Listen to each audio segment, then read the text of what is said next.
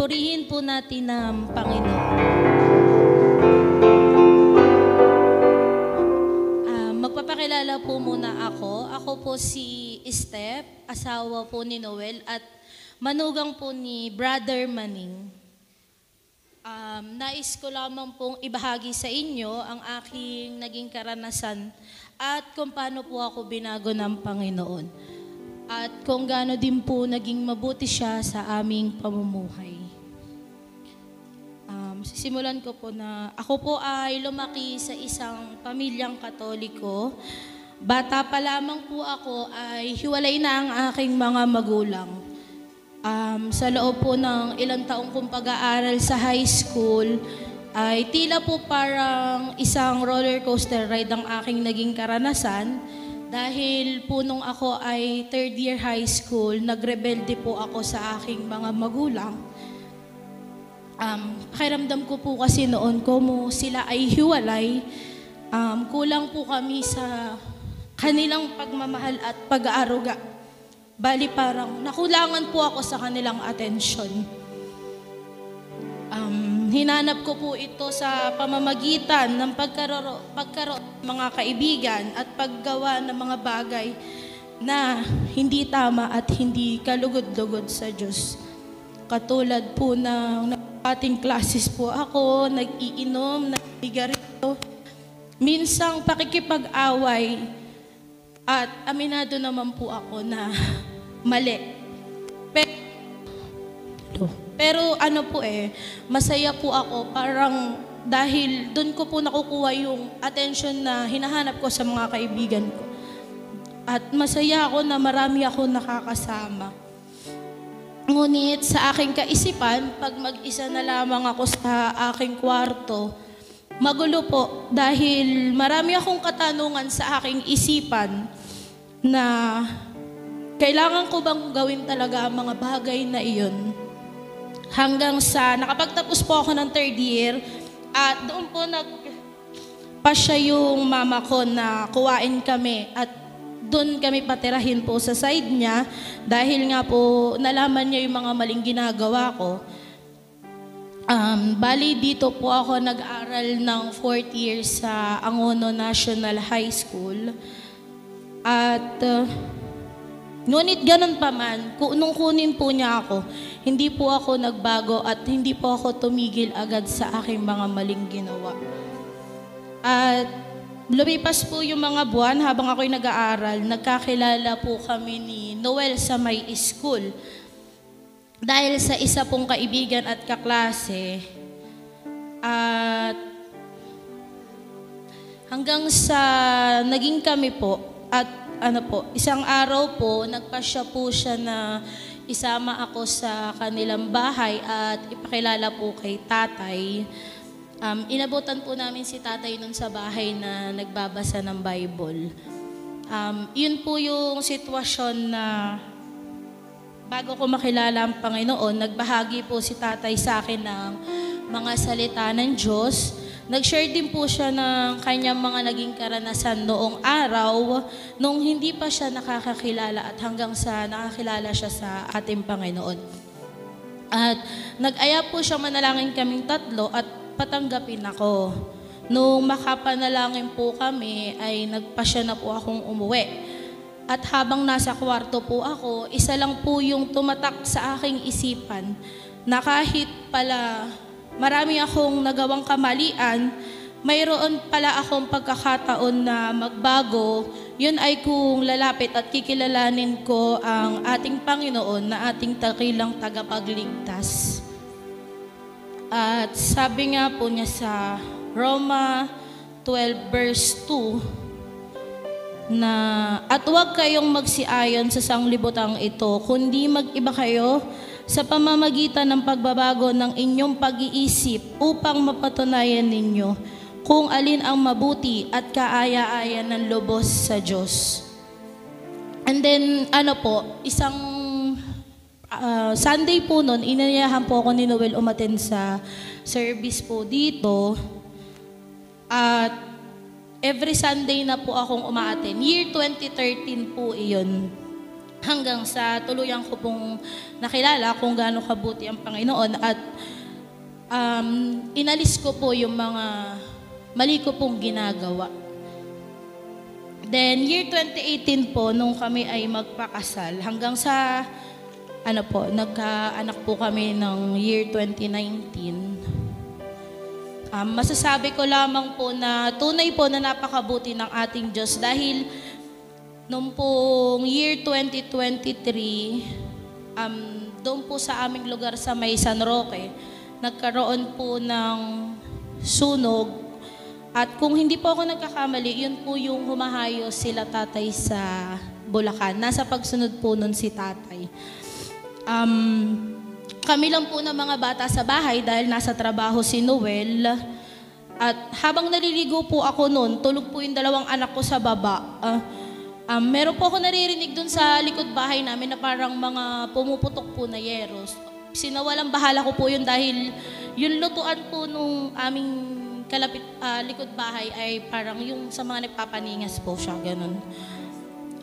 Hanggang sa paglabas ko po ng CR, may naririnig po ako nagsisigawan na malaki na daw po yung sunog dun sa likod ng bahay namin. Kaya tumaas po ako para magbihis at kinuha ko po yung, pagkatapos ko po magbihis, sumilip po ako sa bintana, nagtatakbuhan na po yung mga tao sa may looban namin. Ang ginawa ko po pagkabihis ko po, kinuha ko po yung Bible at saka bumaba po ako. Tapos lumabas po ako dun sa aming pintuan. Hindi ko po masyadong tanaw yung sunog dahil dikit-dikit po yung bahay. Tapos yung sa likuran po, ganun din, dikit-dikit yung bahay. Hindi ko po masyado maaninag yung apoy kung hindi po ako tataas dun sa bubungan namin. Nung nagkakagulo po yung mga tao, hindi po ako nakisabay sa nila. Dahil yung mga bombero din po doon sa amin pumasok. Tapos po, pumasok po ako ulit ng bahay upang tignan yung mga anak ko para gisingin. Pero hindi po kasi sila magising agad dahil nasa pa lang po sila, kahimbingan ng tulog. Ang ginawa ko po, kasi kailangan kong kalmahin yung sarili ko dahil ako ay nag-iisa lang, kasama ko yung mga bata. Ako po ay nanalangin sa Panginoon na huwag niya po kaming hayaan at ang aming buong sambahayan na madamay sa sunog na nagaganap. At ilihis niya po yung apoy at tuluyan na itong maapula. At sabi ko po, balutin niya kami ng kanyang banal na dugo at ang aming tirahan. Sabi nga po niya sa mga awit 91, 9:11 ay, sapagkat ikaw, O Panginoon, ay aking kanlungan, iyong ginawa ang kataas-taasan na iyong tahanan, walang kasamaang mangyayari sa iyo, ni anumang salot ay lalapit sa iyong tolda, sapagkat siya'y magbibilin sa kanyang mga anghel tungkol sa iyo, upang ingatan ka sa lahat ng iyong mga lakad. Pagkatapos po nun, ay lumabas po kami doon sa may pinakalabas, sa may pinakakanto, doon na po sa may building. Doon po sa kinakatayuan ko, kitang-kita ko po na yung apoy na lumilihis po yung kanyang pinupuntahan. Hindi na po siya palapit dun sa aming tirahan dahil po nung bago kami lumabas sa pinakakanto namin, ang sinisigaw po ng mga tao ay malapit na siya dun sa mismong bahay namin. Ngunit nakita ko po na paiwas po yung apoy. Hindi na po siya papunta doon sa bahay namin hanggang sa tuluyan po siyang naapula. Tunay po na napakabuti ng Diyos dahil hindi niya hinayaan na madamay ang aming tirahan at alam ko po na siya ay nagbilin sa kanyang mga anghel upang kami ingatan. Gaya po ng sabi niya sa mga awit 91 verse 14, sapagkat kanyang inilagak ang kanyang pag-ibig sa akin, kaya't iniligtas ko siya. Aking ilalagay siya sa mga mataas sapagkat kanyang maalaman ang pangalan ko. Siya ay tatawag sa akin at sasagutin ko siya. Ako isa sa kanya sa kabagaban. Aking ililigtas siya, pararangalan siya. at aking bubusugin siya na mahabang buhay at ipapakilala sa kanya ang aking kaligtasan. And then, last year lang po, 2024, August, nung si Bernice po, yung una kong anak, ay magkasakit, na-diagnose po siya ng may dengue po siya. After 4 days pa po nung madala namin siya sa ospital kasi hindi ko inisip na may malubha siyang sakit na simpleng lagnat lang. Nung dalhin po namin siya sa ospital, na po pala siya.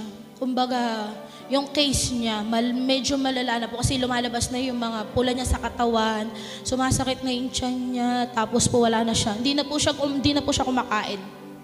Agad-agad po, confine siya ng mga doktor at pinalagyan ng swero kasi dehydrated na po yung itsura ng anak ko eh.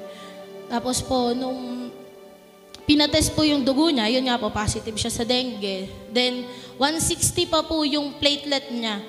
Kinabukasan po, bumagsak agad siya ng 60. Hanggang sa, lumipas po yung ibang araw, pababa po ng pababa yung platelet niya, hanggang sa, umabot po siya ng 28. At napapansin po namin na manas na po yung mukha niya. Pagkatapos po, tinanong ko yung doktor kung ano po yung nangyayari sa anak ko dahil pati po yung tiyan niya malaki na. Yung po pala, maghanap po yung mga atay niya, maghanap po yung bituka niya. Sa case niya po, parang malala po yung sa kanyang dengue.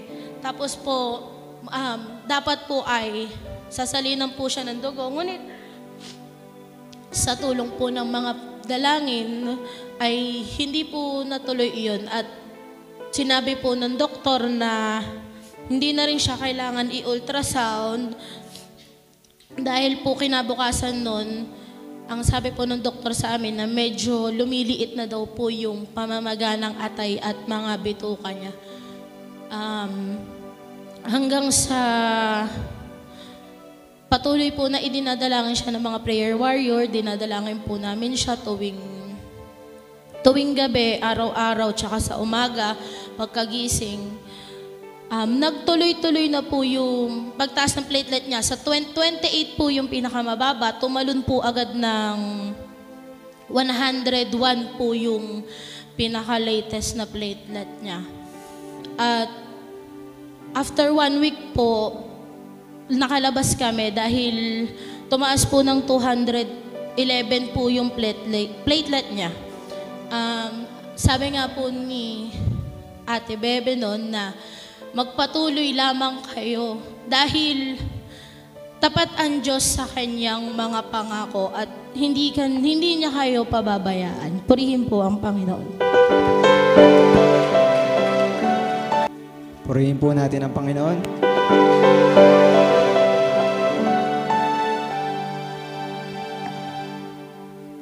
Magpapakilala po muna ako sa inyo dahil sa iba pong hindi nakakakilala sa akin, ako po yung bunsong anak ni Kuya Maning. Sorry po, medyo ngayon lang din po ako nakatayo ngayon sa harapan nyo. Ako hindi po sanay magsalita sa sobrang daming tao. Ito po, simulan ko po yung aking patotoo. Mula po ako nung bata, kami po ay umaattend din ng linggo. Kami ng ate ko po ay umaattend ng Sunday school. At laging bili ng aking ama, tuwing a-attend kayo, sa inyong pagpunta ng Sunday, wag na rin kayong lalabas ng church kapag kayo nandun na sa loob. At wag kayong maingay kapag nagsisimula na sila Tiling at Sister Rocklet. Ayun po yung tumatak sa akin nung ako'y bata pa. At dumating po yung time na habang lumalaki po ako, bagamat nasa pagsimba po kami tuwing linggo, dumating po yung time na nasa pagsunod po ang mga tatay at nanay. Tuwing Miyerkules at Biyernes po, kami po ay binibilin lang sa kapitbahay para sila ay makasunod. Bagamat mahirap po yung sitwasyon nila, kailangan nilang gawin yun dahil yung pagsunod po sa Panginoon yung tinitignan nila. Kami po ay iniiwan lang ng pagkain sa araw-araw kapag ganun yung sitwasyon namin, pag araw ng Miyerkules at Biyernes. Minsan po na naiwanan kami naubos po namin yung pagkain nun, naiwan po kami ng magulang namin na may sinaing po sila nun. At ang natatandaan ko po na bilin sa akin ni tatay, patayin ko po yun. Subalit sa pagod po bilang isang bata, kami po ay nakatulog ng ate ko ng mahimbing. Bagamat nandun po ang mga tatay ko sa oras na yun, nung pagsunod, hindi po kami pinabayaan ng Panginoon nun. Dahil po siguro sa nasa pagsunod po sila, sabi nga po ng mga tatay, hanggat nasa pagsunod kami, hindi kayo papababayaan ng Panginoon. Ayun nga po, hanggang sa makarating sila, makauwi. Wala pong nangyari, kahit po yung sinaing namin ay hindi po nasunog. Tas dumating po yung time na ako po ay na-aksidente naman po nun. Natatandaan ko na lang po, ako yung naliligo sa ulan. At lumabas po ako nun sa sobrang tuwa. Ang tatay ko po ay natutulog sa amin. Kung kayo po ay madalas napupunta ng Morong, sa Sagbat po, sa tistisan po ng palay, ay may yung alulod. Doon po ako tumatapat noon, tumatawid po ako ng kalsada. Bagamat marunong po ako tumawid doon ng kalsada noon, may parating pong motor noon dahil pauwi na rin po ako. Tumawid po ako noon sa kalsada noon, pero yung dating ng motor na yon ay napakabilis. Ang nakakita na lang po sa akin noon, nung sa akin pagtawid, ay yung mga kapitbahay namin sa labasan. Nabangga nga daw po ng motor. Ang naririnig ko na lang po nung ako'y nakahiga, sobrang puting-puti po nung nakikita ko. Halos wala na akong puti na lang po. Dinala po ako ng isang tricycle noon sa ospital. Ang tatay ko po ay walang alam. May nagsabi na lang po sa kanya na sinugod daw po ako sa ospital noon. Ang banggit pa nga daw po sa kanya noon, Kuya Maning, baka patayin na si Noel. Kasi wala siyang imik, nakapikit lang. Dahil ang tama niya sa ulo. Subalit, nandun po yung pagpunta ng tatay ko. Buti na lang po nun, kung naaalala ko po nun, si Kuya Liit pa po si Brother Liit po, ang naggamot sa akin nun. Yung pa lang po, masasabi kong hindi kami pinapabayaan ng Panginoon. Dahil sa ganung sitwasyon, minsan na akong iniligtas ng Panginoon. Purihin po natin ang Panginoon.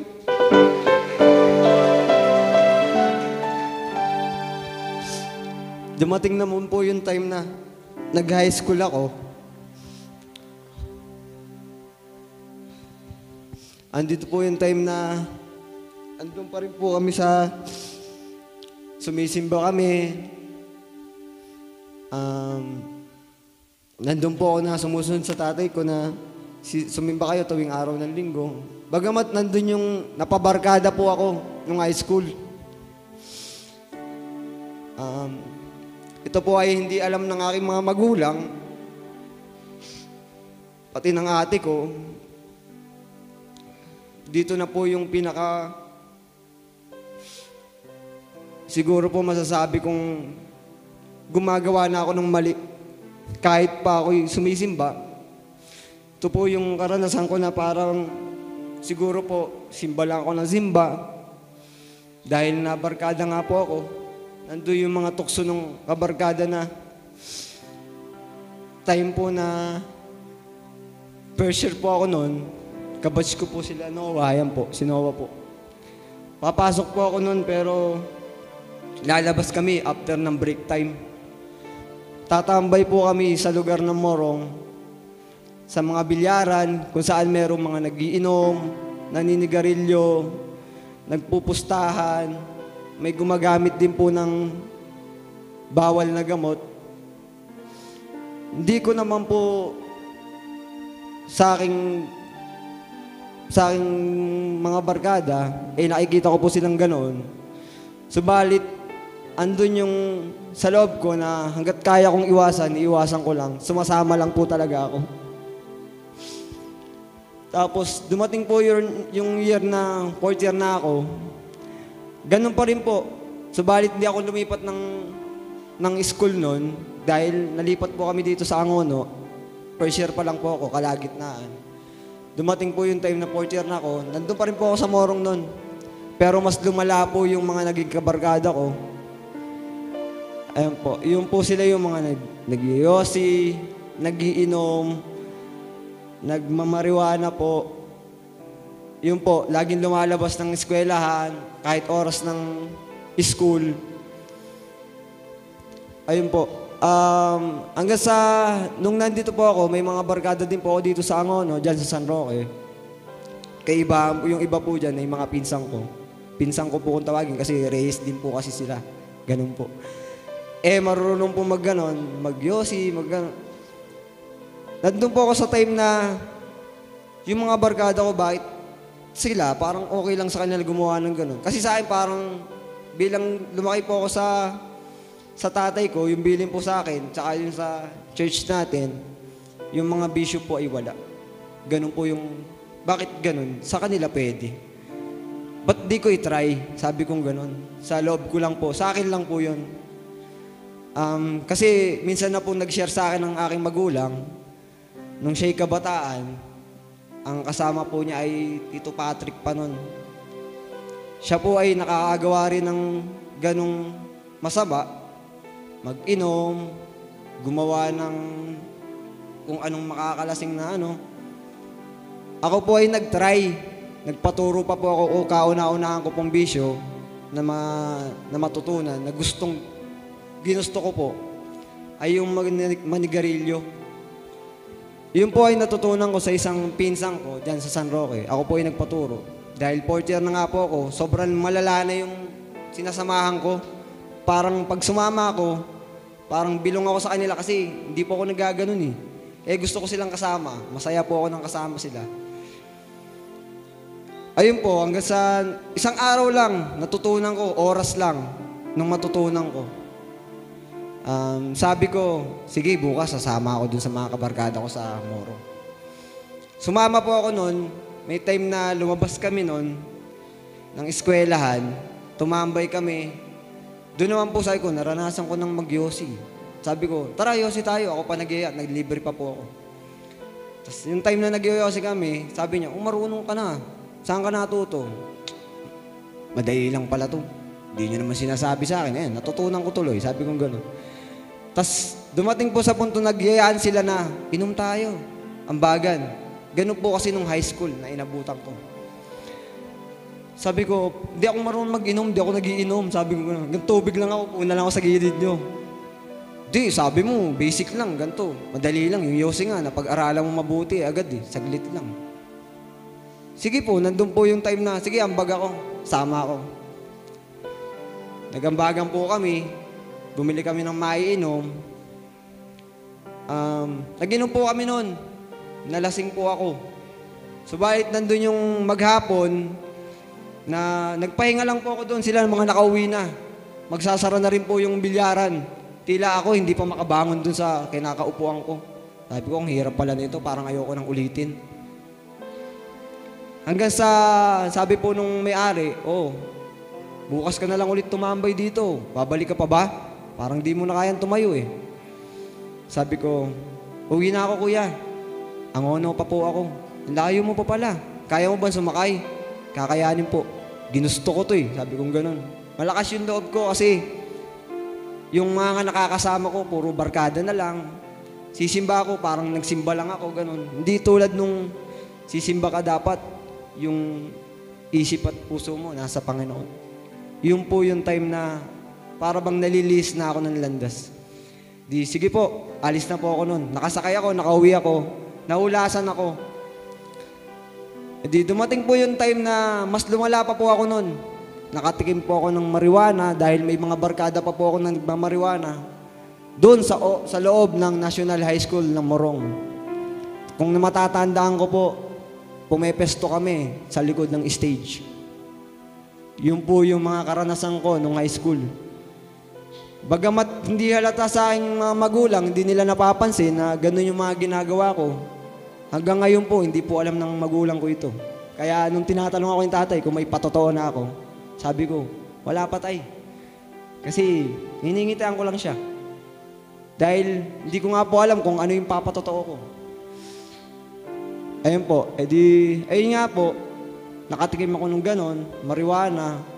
Hanggang sabi ko, merong ganyan sa amin. Diyan lang sa amin, sabi kong ganon. Diyan lang po sa amin, merong malapit. Oh, baka may makukuha ka doon, mas mura, sabi ko. Titignan ko, may pinsan din ako doon sa looban eh. Sinubukan ko. Yung pinsan ko, nagulat siya kasi may mga barkada po ako dyan. Diyan lang po sa tabi namin.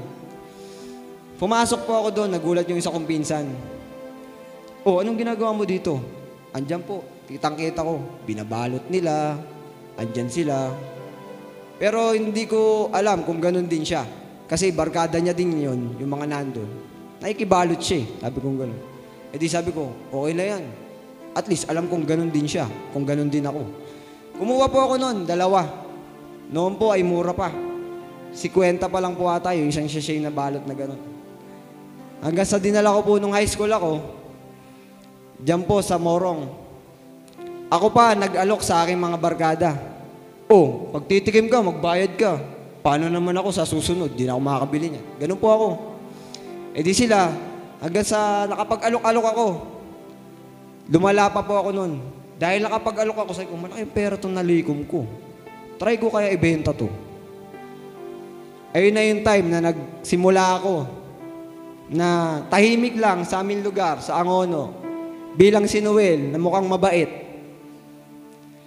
Pero iba na yung ginagawa. Nandun po yung time na, bakit ko nga ba ginagawa yun? Dahil ba nagkukulang yung binibigay sa akin ng magulang ko? Dahil ba sa napalayo na ako? Napapaisip din po ako paggagabi. Paano ko nagagawa yun? Dumating po sa buhay ko na hindi, ginawa nila yun eh. Gusto ko lang matuto. Ang mahalaga sa akin noon, para bang maranasan ko lang. Pero parang mas lumala po ako. Kasi nga po, natutunan ko magbenta. Kumikita ako. Yung pabaon sa akin ng magulang ko, minsan sabi ko, wag na tayo. May pera pa ako dito. Di nila alam, madami akong pera. Di ko sinasabi. Ayun po, yun po yung high school ako. Na bago ako magtapos noon, ayun po yung mga ginagawa ko nung nasa Morong po ako. Subalit, nung makatapos po ako, medyo naglaylo ako dahil nga po sa loob ko, ang akin lang, gusto ko lang matutunan kung ano yung karanasan ng mga sanlibutan na kung anong ginagawa nila. Dahil nga po, parang tumatak sa isip ko noon, bakit yung tatay ko nagawa niya yun bago ma-born again? Bago siya makakilala, naranasan din niya pala yun. Feeling ko noon, pag ginawa ko yun, sapat na siguro yun bago ako makakilala. Dumating nung time na tumigil po ako sa pag-aaral, pinauna ko po ang ate ko para siya'y makapagtapos. Hindi ko po masabi na nagparaya ako dahil gusto ko rin naman tumigil. Dahil nandun pa yung mga barkada ko. Kahit po dito, habang nag-aaral po ang ate ko, ayun nga po, yung natigil po ako doon sa pagbibenta.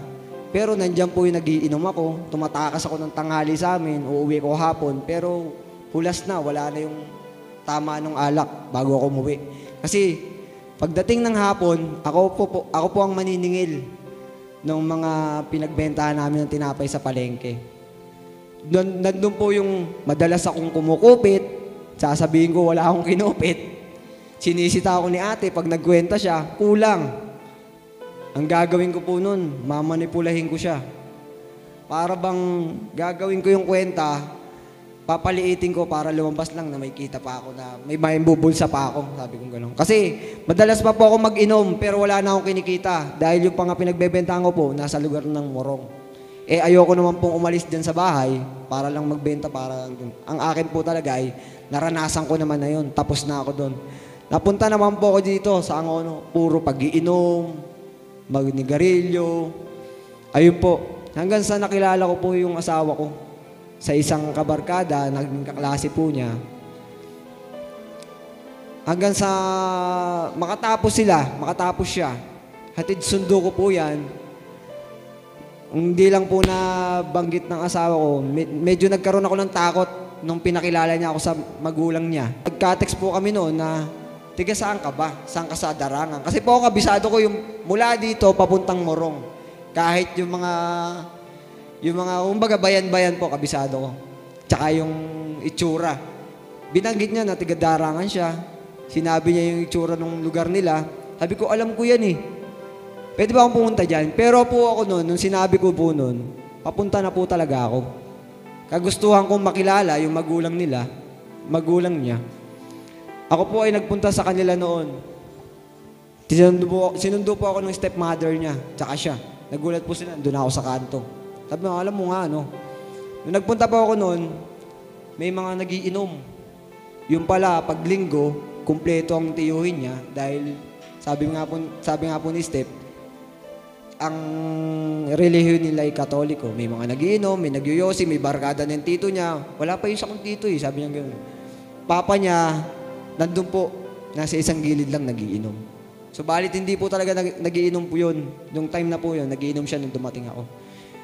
Nandun po yung paggalang ko sa isang bilang bata, sa isang magulang. Nag-bless po ako doon sa lola niya. Tinanggap naman po ako ng maayos. Eh, hindi ko pa po alam na yung sitwasyon ko ay para bang lumalapit sa mga nakaraan ko. Ayun po, nung nagpakilala po ako, sinita po ako ng ikaw ba, seryoso ka? Sabi ganun sa akin ng magulang niya. Bigla po ako natulala eh, nasa gilid ko na eh. Nung pinakilala niya po ako. Wala pa yung isa kong kapatid. Tapos yung tito niya, nakainom. Pumasok, biniro ako. Ikaw ba talaga, seryoso? Huwag mong lolokohin ng pamangkin ko. Nilabas yung isang samurai. Pag-ikot po nung samurai na ganun, akala ko peke. Tunay pala sa sobrang nipis. At nung binagsak niya, napakaingay na parang bakal. Nandun po yung takot sa sarili ko. Sabi ko, ipagpapatuloy ko pa kaya? Eh di, sabi po ng mga tiyahin, wag nyo naman takutin. Pumunta dito yan ng maayos. Tanggapin nyo ng maayos. Umayos kayo. Kasi po sila mga nagiinom. May mga barkada pa sa labas, doon sa may kubo. Dumating yung time na uuwi na po ako. Nagpaalam po ako ng maayos, okay naman. Ayun nga po yung time na sabi ko, susuko na ba ako? Parang hinaharap ko na yung sarili ko. Dahil nga po yung father niya, ganun po. Subalit, hindi po natigil yun. Nagyaya sila, dalawa silang magkaibigan na mag-aral. Kasi po, katatapos lang po niya ng high school. Sa Junction po, nag-aral sila. Niyaya po ako. Sumama po ako. Nag-register kami doon, kaming tatlo. Pero magkakaiba kami ng course.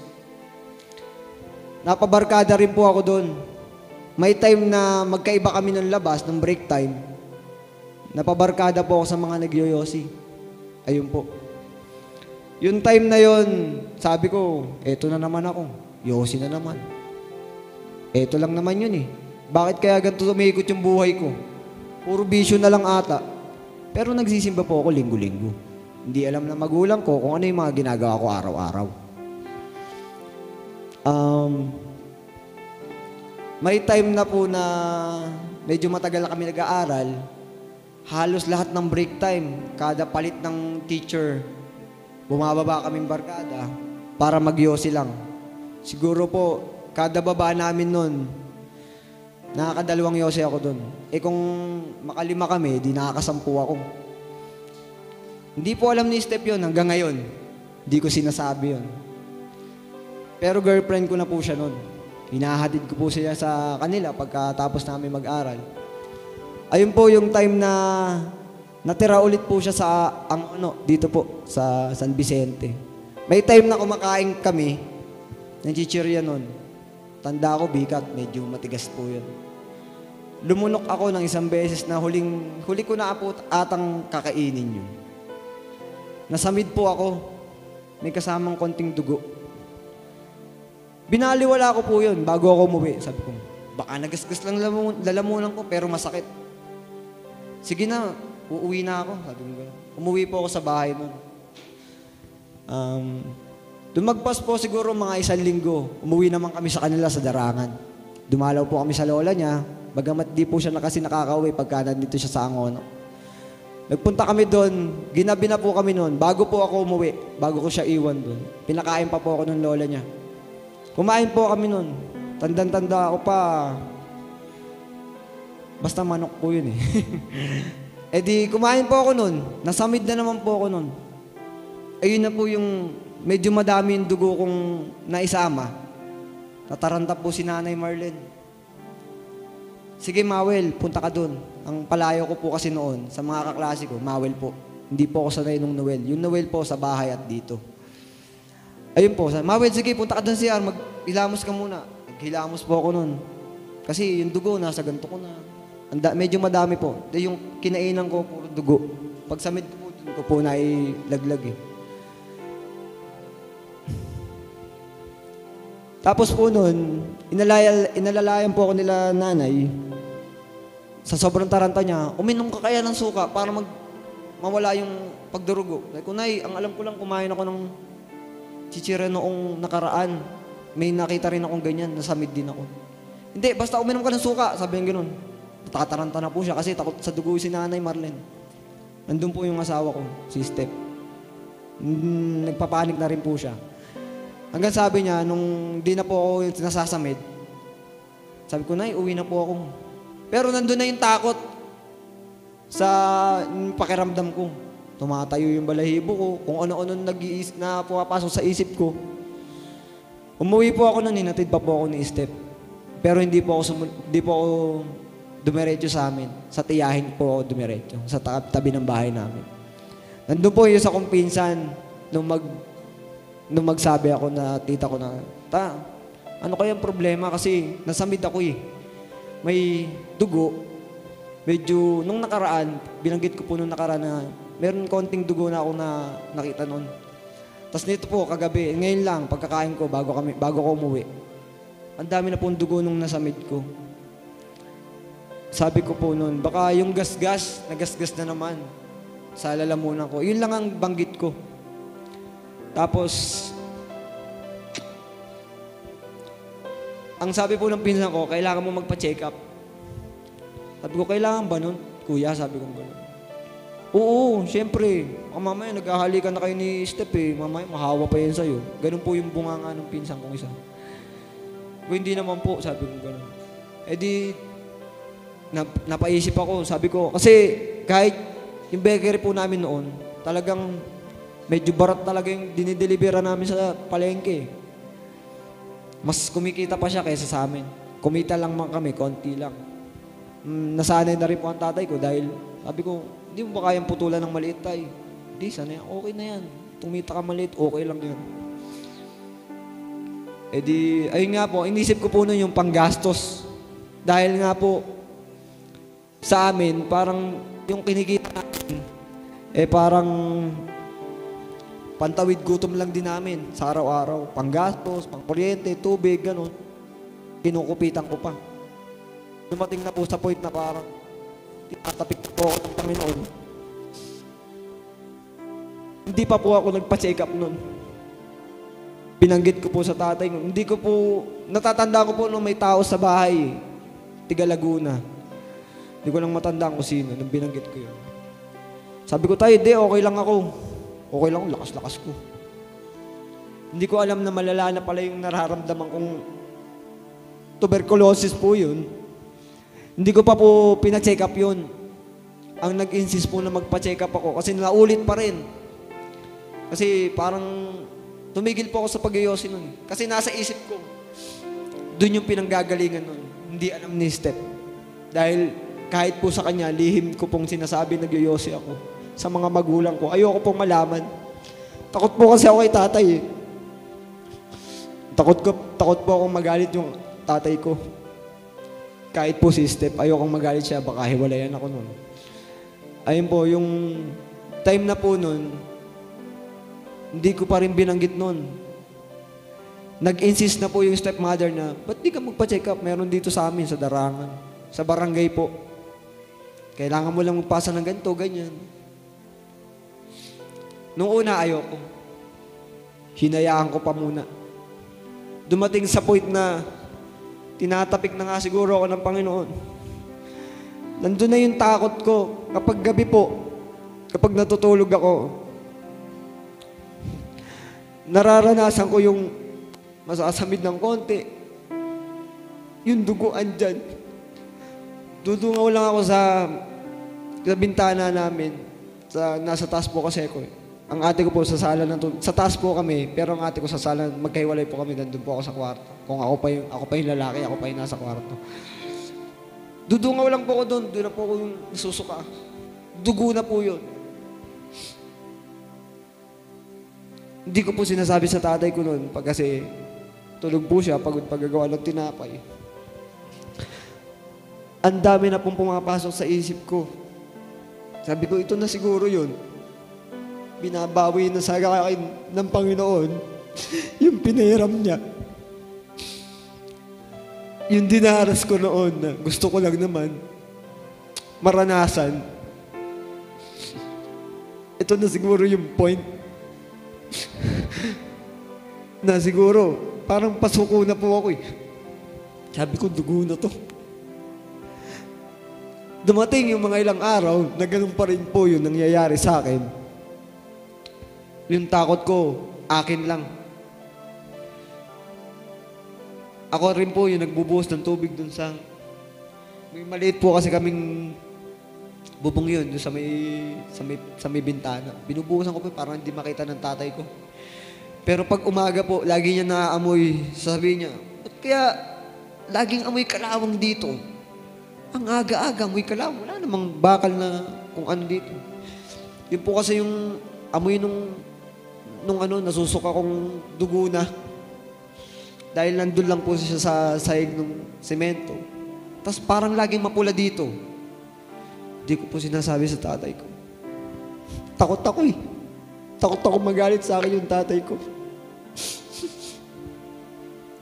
Dumating sa point na dati po may sinishare si tatay. Sa tuwing may idadalangin siya na may sakit, siguro po yun yung dinadalangin niya yung malala na yung karamdaman. Pag dinalangin niya, nagbibiroan pa po kami. Namatay na daw, nababalitaan niya, namatay niya. Lalo ako natatakot, pero hindi ko pinapakita sa tatay ko. Hindi rin po ako nagpapadalangin. Kasi ayoko malaman ng tatay ko yung mga ginagawa ko noon.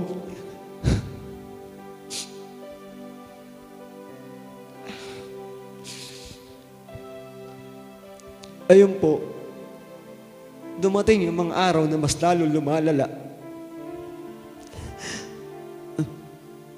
Gabi po nun, ang tangi ko na lang naisip nun, kunin yung Bible. Kasi po lagi ako sinasabi ng tatay ko dati, magbasa ka ng Bible, barkada ka ng barkada, laboy ka dito, laboy doon, kung ano natututunan mo ata eh. Hindi ko sinasabi. Hindi rin po ako nagbabasa ng Bible nun. Pero nung time na yon, nung gabing yun, napakiramdam ko, ito na yung huling buhay ko. Kinapitan ko yung Biblia. Niyakap ko lang yun. At sa isang buklat ko, awit 91 po ang pinakita sa akin ng Panginoon. Binasa ko po yun, magmula 1 hanggang 16. Sabi ko, hihiga ba ako? Takot ako eh. Kapag nakahiga ako, doon ko nararanasan yung paghihirap ng dibdib ko. Sobrang sakit dahil dugo na yung nilalabas ko. Dumating sa puntong 4:00 na madaling araw nagluluto po ang tatay ko. Gising na ang ate ko noon. Hindi ko mapigilan, hindi ko na maitago. Sumuka po ako ng dugo dun sa amin taas. Sumigaw po ako, "Tay, tulungan mo ako. Ate, tulungan mo ako. Hindi ko na talaga kaya to." Dumungaw po ulit ako sa bintana. "Bakit? Ano nangyari sa'yo?" sabi ng tatay ko. Doon po dumugo. Sumusuka po ako ng dugo, nakikita niya. "Ano nangyayari sa'yo?" "Hindi ko alam," sabi ko. "Hindi ko mabanggit." Nang dahil sa pag-iyosi, bisyo ng mga ginagawa ko noon. Dahil sa takot na magalit siya sa akin, hindi ko binabanggit. Buhos lang ng buhos ang tatay ko ng tubig. Ito pala yon. Hindi mo sinasabi. Ito yung lagi nangangamoy. Kalawang sa umaga. Hindi ka nagsasabing ganyan na yung nangyayari sa'yo. Ayoko magalit ka.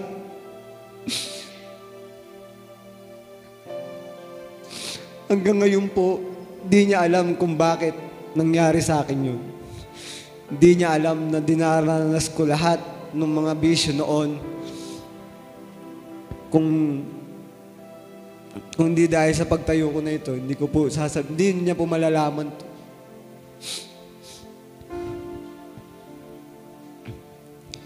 Nandun po yung time na pagkatapos po nun, tahimik lang ako sa bahay kasi huminto yung pagdurugo, yung pagsusuka ko.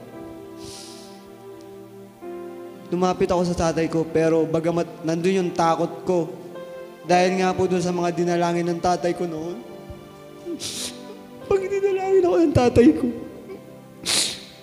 buhay na siguro yung mapawiin sa akin. Pero kaysa naman mahirapan pa ako, sabi kong ganun, isusuko ko na sa Panginoon. "Tay, dalangin mo naman ako. Hindi ko na kaya. Huwag ka magsalita ng ganyan. Nasa pagsunod tayo." Subalit yung nasa isip ko noon, ang tatay ko lang naman lagi ang nasa pagsunod. Kami, simba lang kami ng simba. Dahil yun po yung nasa isip ko noon.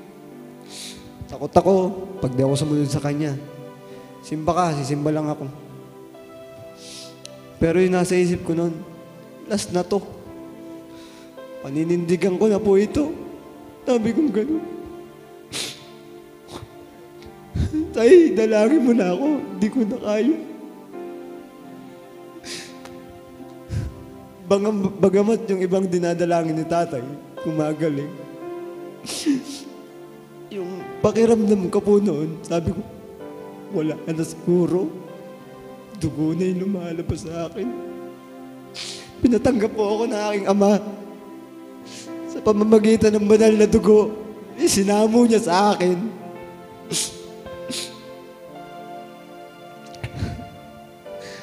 Para pong may malamig na humipo sa akin likod.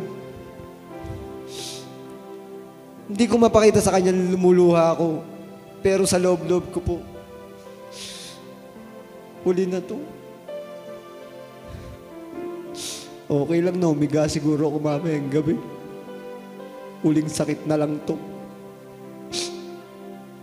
Dahil nga po sa dinadalangin ng tatay, kapag yung malala yung sakit, mababalitaan na lang niya po na namatay na, nakatanggap na kasi siguro yun. Okay na yun. Hinintay lang niya na mapatanggap siya. Sa pagtanggap ko po noon, nung araw na yun, nung gabing yun, hindi na po ako natakot na mahiga sa lugar ng aking kwarto, bagamat madilim na ako lang ang nakakaranas ng ganun. Sabi ko, Panginoon, ako po'y nagpapakumbaba sa iyo. Humingi ng tawad sa aking mga nagawang kasalanan. Kayo na po ang bahala sa akin. Gaya ng sabi ng tatay ko, isinamo ko po ang banal na dugo sa akin pagtulog. Yung time na yon, ako po ay nahiga hanggang sa paggising ko hanggang umaga. Hindi ko alam na makakaranas pa po ako ng isang araw pa. Dahil dun sa pagsunod siguro ng tatay ko, kung ikaw ay nasa pagsunod, malakas ang loob mo. Buhay ang Panginoon, sabi ng aking ama. Buhay ang Panginoon. Huwag kang mahiyang humingi ng tulong. Manalangin ka. Simula po nun, tumatak sa aking isipan, lagi kang mananalangin. Humingi ka ng tawad sa mga nagawa mong kasalanan. Subok mo maghapon. Sa lahat, maliit man o malaking bagay yun sa inyo. Yun na po yung tumatak sa akin. Pagkatapos po nun, lumapit na po ako sa stepmother ng asawa ko nun. Sige po, tita. Pa-check up na po, magpapasa lang naman ako. Lumakas po yung loob ko kasi nakaranas ako ng iba po talaga. Mahirap pong ipaliwanag. Yung parang bumuo sa akin mula ulo hanggang talampakan po nung dinalangin po ako ng aking ama. Hindi ko po sinabi sa tatay ko yung hanggang sa natuto po akong manalangin, humingi ng tawad sa araw-araw na ginawa ko maghapon. Ayun na po yung naging routine ko. Siguro po yun yung masasabi kong unti-unti na po akong binago para matigilan yung mga ginagawa ko noon.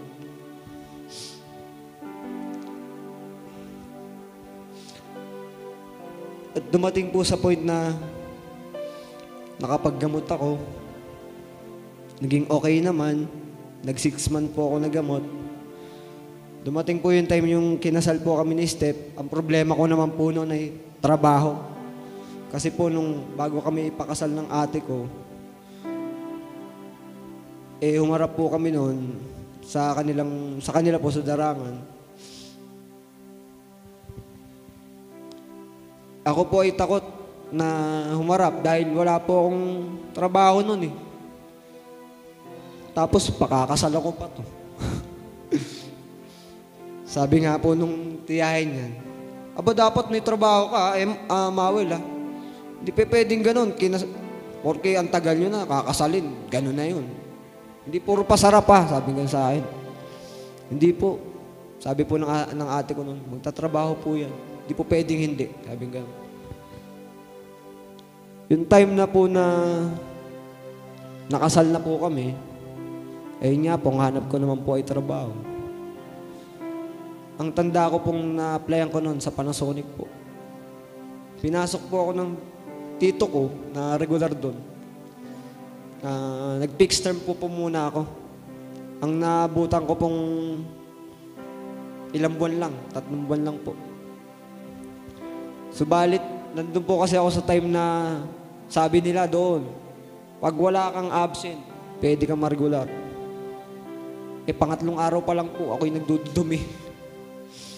Sabi ko, makaka-absent ata ako nun. Pero nag-half day lang po ako nun. Nag-half day po ako nun. Medyo nakukuha ko yung loob nung tawagin namin ni Bunso. Kasi maliit pong lalaki. Bunso kong tawagin dun sa lugar ng production. Napalapit po ako dun, pero siya ang lagi naghahawak ng OT. Sabi ko, sip-sip ko naman ata. Pagkalalo ko nilapitan. Bagamat nandun po ako sa ayokong, at nakapangako po pala ako, nakapangako po ako sa magulang niya, sa side ng asawa ko na kailangan ko may trabaho. Hapit pa ako nito. Lumapit po talaga ako kay Sir, kay Bunso kung tawagin. Sabi ko, Sir, bigyan mo akong laging OT ha. Tatlo po kami noon batch, tatlong tao lang po kami nung batch namin na nakapasok ng Panasonic noon na may term na 3 buwan lang hanggang December. Yun po yung kalakasan ng Panasonic noon sa paggawa ng rep. sa production. Hindi ko naman po pinapanalangin na sana po lagi akong may OT. Subalit, maraming regular, ang first shift po namin noon, alas 6. Ang second shift namin, yung alas 10 ng umaga hanggang alas 9 ng gabi. Subalit, ang mga pumapasok ng alas 10 ng umaga po noon sa second shift, laging kulang. Laging may 2 kulang. Sabi ko, sir, sinisigo ko na po yun pag napalapit sa akin. Akin yung OT nun hanggang second shift pa. Papasok po ako ng alas 7 nun, minsan alas 6 po. Pero tumutulong pa po muna ako sa bahay. Nagdi-deliver ako ng tinapay dyan sa ano po, palengke. Dahil wala po ang katuwang ang tatay ko. Kami lang, tsaka may isa po pala kaming katuwang, tinutulungan ko rin po mag-deliver. Kasi yun po ay hindi nakapag-aral, para lang po alalay. Yung ganun. Ako po muna ay nagdi-deliver ng tinapay namin. Kapag oras ng alas 4, ako po ay gumigising ng maaga, nagluluto, tumutulong sa tatay ko. Tapos po, ayun nga po, pag pumapasok po ako ng alas 7 nun, uuwi po ako nun, 10:50, alas 11. Bago ako makasakay ng jeep sa Singer, napakatagal. Naabot na po ako alas 12. Minsan, mag-aalauna na po ata ako nakakauwi dito sa Angono dahil bihira po yung uwi ng mga galing Cubao pang jeep, mga biyaheng Angono. Sabi ko, pagka binangonan naman sasakyan ko, bihira din. Yung mga biyaheng binangonan po na pauwi. Ayun nga po, nandun po yung pagpupuno sa akin ng Panginoon na kahit sa ganong sitwasyon ay nabibigyan ako ng OT. 2 po kami noon, yung kabatch ko. Kasi yung isa kong kabatch sa materialis na lagay. Kami po ay production sa mismong cabinet ng mismong rep. Kami po yung nag-i-inject ng foam. Hanggang sa natapos po yung term ko dun sa Panasonic na yun, dumating po yung jeep naman po ng ate ko na pinagpala po sila sa isang jeep. Hindi ko na po papatagalin na binenta rin po yun. Nakaranas naman po ako doon na walang-wala kami sa panganay ko. Baby pa po nun, kalalabas pa lang po ni Bernice. Sabi ko, wala akong pera. Yung time na po nun, nandun po kami sa side nila. Gawa ng kapapanganak po lang ni Step. Sabi ko, ate, kuya, wala akong pera eh. Nahihiya naman po ako sa magulang niya, sa lolo't lola niya, halos lahat nandun. Sabi ko, lalaki ako, tas wala akong trabaho. Meron naman po gawa ng, ako po yung nagkukonduktor nun. Ang kababata ko pong si Japol ang driver, anak po ni Ate Saling. Yung time na po nun, may student license lang po ako. Bagamat tinuturuan ako ni Jampol, pero bihira. Tinuturuan niya lang po ako ng verbal. Sabi, kaya mong kunin yan. Nakakapag-drive ka ng motor. Kaya mong mag-drive niyan. Tuwing gabi po, kapag uuwi kami, bago igarahe yung jeep sa Morong, doon po dahil nakisuyo ang ate ko na pwedeng makigarahe. Ako po nagdadrive mula Tanay hanggang Morong. Natuto na po ako, kahit papaano. Yung time na isang beses nga po na wala kaming pang-ambag. Nandun yung hiyang-hiya na po ako nun. Bilang isang lalaki, kailangan mo dapat ikaw yung may trabaho. Ikaw yung dapat naglalabas ng pera. Ikaw dapat yung nagbibigay ng pera sa asawa mo, ang budget. Wala po akong maibigay sa asawa ko. Nahihiya po ako kay nanay. Subalit sa lola niya po siya lumaki. Nandun po kami sa side nila. Sabi ko, ate, wala akong pera. Kuya, wala akong pera. Nilakasan ko po yung loob ko. Nagpunta po ako Morong. Andun po si Ate Saling. Sabi ko, Ate Saling, hindi daw po babiyahe si Jampol. Pwede ko po ba mayroon yung susi? Hindi ko po masabi kay Ate Saling, wala po akong pera. Baka pwede po mag-drive si Jampol. Kasi malakas yung loob ko na gusto ko mag-drive nun. Siyempre, nandun pa rin yung isipin ko, student license lang ako. Mali na naman yun. Dahil nga sa kawalan po, ginising ko po si John Paul. Subalit, nandun po yung kapaguran ng tao. Tol, ako na, pwede ko ba mahiram yung susi? Pinagpaalam ko naman kay ate.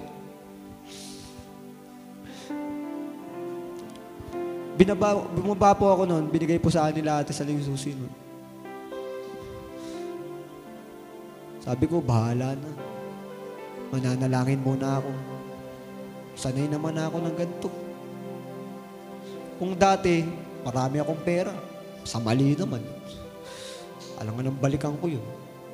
Baka kung ano pa mangyari sa pamilya ko. Sige, lakas loob. Pinaandar ko po yung jeep. Pinainit muna. Bumaba po ako ng sagbat. Sabi ko, gawin ko lang yung tama. Kung paano mag-drive, mag-ingat. Pero nandun yung takot ko. Makasagi ako. Lisensya ko, student lang. Ay, bato pa sa akin ng enforcer o ng polis to. Pagka nakaganon pa ako. Nilabas ko po yung jeep. Tumigil po ako sa URS, sa Morong National, sa may Jollibee po. Sabi ko sana, di baling mabagal. Makarating naman ako. Di baling magreklamo sa akin yan. Mga sasakay lang naman kayo. Sabi ko kung ganun sa mga, sa isip ko lang. Hanggang sa napuno po ako ng estudyante. Sabi ko, parang ang bigat sa loob ko. Mahaba-haba pa yung mga buhay nito kung sakaling mapano kami. Naisip ko na rin po yung mga puro estudyante yung sakay ko. Dapat pala di ako pumarada dun. Ayun po. Nagpatuloy po ako. Dinrive ko yung jeep. Nandun po nahirap ako kasi sanay lang ako magkonduktor eh. Nagdadrive po ako, nagsusukli pa ako. Napakabagal ko po, sabi ko sa inyo. Initignan ko yung mga reaksyon ng sakay ko sa salamin. May iba'y natatawa na lang dahil hindi nga po ako makapagsukli ng maayos eh. Siyempre, nakapokus ako sa pagdadrive. Magsukli pa, doble-doble na. Napakahirap pala mag-drive lang ng walang konduktor. Dumating po sa time na nakaayos naman po ako, nakapag-drive naman. Pagdating sa Binangonan, dito na po sa Binangonan. Sabi ko sana di ako makita ng tito ni Step. Nagdadrive din po ng jeep yun. Biyaheng JRC naman po. Tsaka sana hindi ako makita ni tatay. Driver naman po ng tourist bus yung lolo niya. Kasi kilala na po nila yung jeep ng ate ko eh. Tinuturo ko kasi medyo matagal na po kaming sumasama po kay Jampon, medyo matagal na. Binabanggit ko po yung jeep. Kilala po nila pag nakikita. Binabati pa nga po kami nila tito pagka bumabiyahe kami. Ay ko sana di ako makita ng tito ko.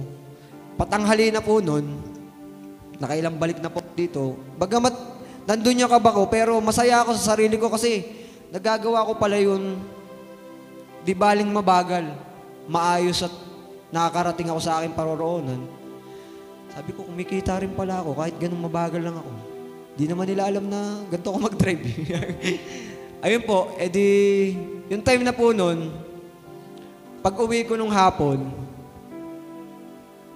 sabi po ata ng kuya ko nun, di ko matandaan, pero sabi po nun, umuwi ka na. Garahe mo na yung jeep. Ginarahe ko po nun, nandito po sila ate. Kasi dahil nga po nandun ako sa Darangan, nandito sila sa Angono. Umuwi pa po ako dyan sa Angono para mag-boundary. Hindi na po tinagap ng ate at kuya ko. Tulong ko na sa inyo yan. Sabi ko, ate, salamat. Yung time na araw po na yun, walang-wala po talaga ako. Iyang-hiya po ako doon sa magulang niya. Kanila nanay at tatay siya. Ilang araw na po kasing hindi nakalabas si Jampol nun. Hindi po ako makapag-decision na ako lang ba yung magdadrive. Nilakasan ko na lang po yung love ko kasi huling budget na po namin yun. Wala kaming pambigay. Marami din po kami doon sa Darangan. Andun naman po yung nanalangin ako na ingatan ako ng Panginoon. ng banal na dugo. Naging okay naman po. Tapos dumating naman po sa punto na hiring na naman po ng Panasonic noon. Then nabenta na rin po yung jeep nila ate gawa ng may phase out po mangyayari. Natakot po sila ate na masayang lang yung jeep. Nag-hiring daw po ang Panasonic. Pero yung sa Panasonic po parang pangatlong balik ko na po ata noon. Eh yung unang pasok ko 3 months. Second, yung pangalawa po 3 months din. Eh hindi po sila nagdediretso ng 6 months doon kasi mareregular. Hindi pwedeng hindi irregular yun pagka ganun. Yun yung nasa isip ko noon. Eh kaya nakuha ko po noon, laging 3 months. Sabi ko, laging wrong timing. Sabi po kasi ng tito ko, mareregular ka dyan pag masipag ka pumasok. Kasi nandun lang yung tinitignan nila kasi maraming pala absent. Hindi po talaga ako ma-absent noon. Tapos po, nabanggit ng tito ko na hiring po ulit. Nakapagpasa po ako ng resume. 100 po kami mahigit noon. Subalit nandun yung pagpuna sa akin ng HR na dahil doon po sa resume ko, nakalagay po doon na galing na po akong Panasonic, bawal po yun. Sabi ko, nilaban ko po yung sarili ko. Ma'am, kailangan ko po ng trabaho. Baka pwede naman po. Ayos naman po yung attendance ko dito. Kahit tignan nyo pa po, ako pa naghamon. Tignan nyo po sa record nyo. HR po yun. Si Ma'am Lodi. Tandang-tanda ko po yun.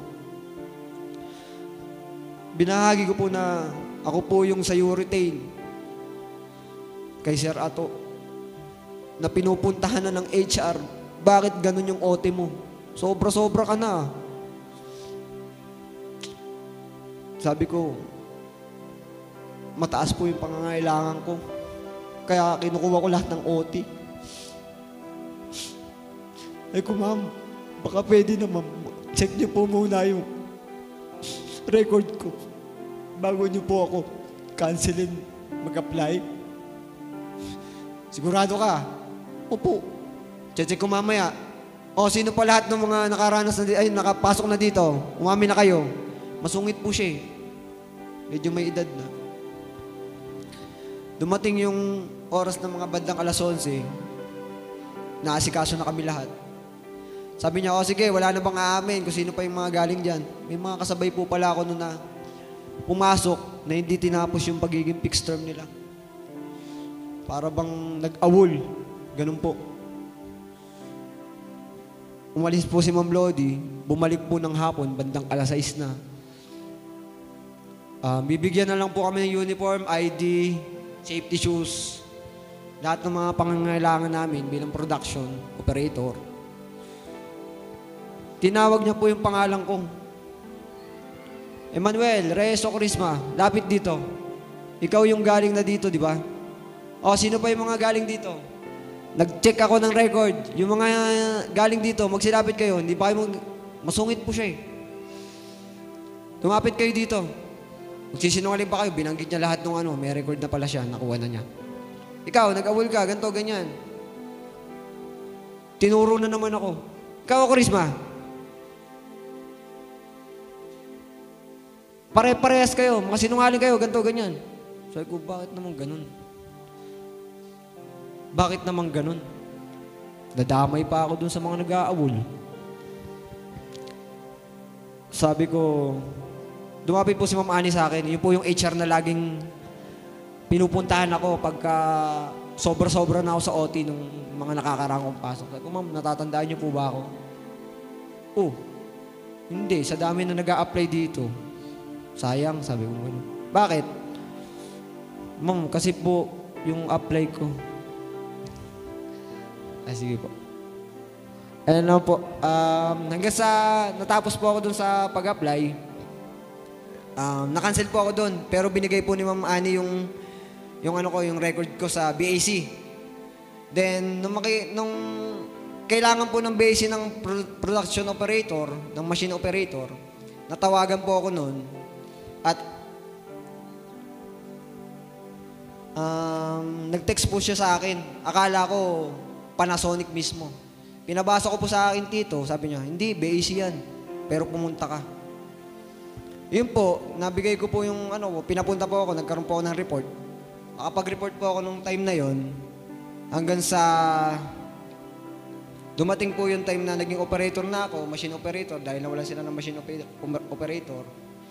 Natuto po ako sa Tube Asi po ako napunta, materialis po. Sa BAC po kasi ako nagtatrabaho, pero sa Panasonic po, subcon lang po ako. Hanggang sa dumating yung time na medyo nagbabawasan ng mga tao. Pahirap ng pahirap yung OT dahil may LC po kami kung tawagin sa labor cost. Sabi ko, mukhang hirap makakuha ng OT dito. Dumating naman po yung time na